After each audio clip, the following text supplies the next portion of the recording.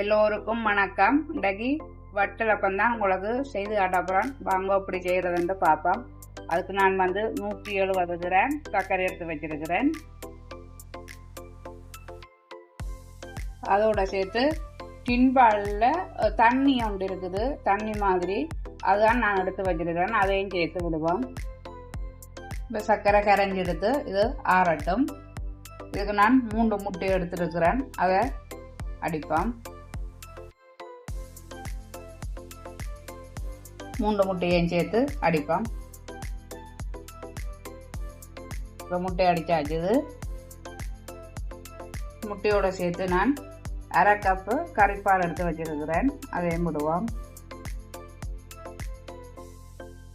இப்போ ரெண்டும் கலந்தாச்சுது. வாசத்துக்கு 1 teaspoon vanilla essence அதையும் சேர்த்து கலப்போம். இப்போ நாங்கள் அந்த சர்க்கரையை பாலில் கரைச்சதானே அந்த அதை இதுக்குள்ளே விட்டு வடிச்செடுப்போம்.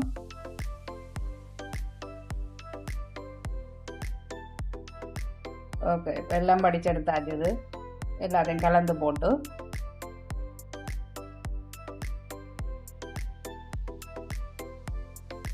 இப்போ நான் இப்படி ஒரு சின்ன பாத்திரம் ஒன்று எடுத்துருக்கிறேன். அதுக்குள்ளே இந்த கலந்ததை விட்டுட்டு மூடி கவர் பண்ணுவோம். எனக்கு மிச்சம் இருக்குது, இப்போ இது காணாமல் இருக்குது. மிச்சத்தை நான் இந்த கப்புக்குள்ளே விட போகிறேன்.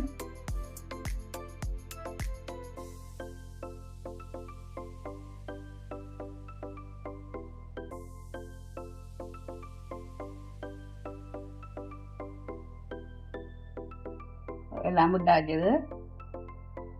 இது இப்போ அலுமினிய பேப்பரால் மூடி வச்சிருக்கிறேன். இப்போ இதை இதுக்குள்ளே ஸ்ரீமர்லாம் வச்சு அவிக்க போகிறேன். அப்போ இதை வச்சுட்டு இந்த கப்பையும் பக்கத்தில் வைப்போம். இப்போ தண்ணி கொதிச்சுடுத்து இதை அவிய வைப்போம். ஸ்ரீமரில் வச்சாச்சுது. சைனி மூடி அவிய வைப்போம். அவிச்சு போட்டு நாங்கள் ஓகே. இப்போ இது அவிஞ்செடுத்து இனி இதை இறக்குவோம். இப்போ நாங்கள் இந்த ஈய பேப்பரை கரட்டி விடுவோம்.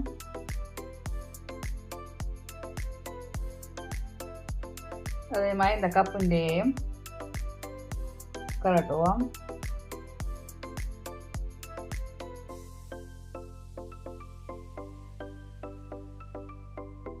இதை ஈக்க வச்சு பார்ப்போம். இது ஒட்டையில் அதே மாதிரி இதுவும் ஒட்டையில். இனி இதை நாங்கள் தட்டுக்கு மாற்றுவோம். வாவ், அந்த மாதிரி வந்துருக்குது. இனி இதை நாங்கள் துண்டு துண்டா வெட்டி எடுப்போம். வெட்டியாச்சு துண்டா. இப்போ ஒரு துண்டு எடுத்து பார்ப்போம் எப்படி இருக்காண்டு. பாருங்க எப்படி நைஸாக இருக்குது, நல்லா சாஃப்டாக இருக்குது, நல்ல டேஸ்டாகவும் இருக்குது. வேறு லெவல். ஓகே, நீங்களும் செய்து சாப்பிட்டு அப்படி இருக்காண்டு லைக் பண்ணுங்க, கமெண்ட் பண்ணுங்க, ஷேர் பண்ணுங்க, மறக்காமல் சப்ஸ்கிரைப் பண்ணுங்க. நன்றி, வணக்கம்.